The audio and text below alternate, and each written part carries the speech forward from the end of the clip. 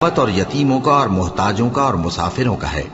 اگر تم اللہ پر اور اس نصرت پر ایمان رکھتے ہو جو حق و باطل میں فرق کرنے کے دن یعنی جنگ بدر میں جس دن دونوں فوجوں میں مٹبھیڑ ہو گئی تھی ہم نے اپنے محبوب بندے محمد صلی اللہ علیہ وآلہ وسلم پر نازل فرمائی،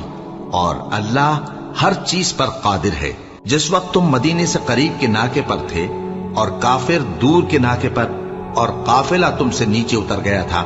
اور اگر تم جنگ کے لیے آپس میں قرارداد کر لیتے تو وقت معین پر جمع ہونے میں تقدیم و تاخیر ہو جاتی،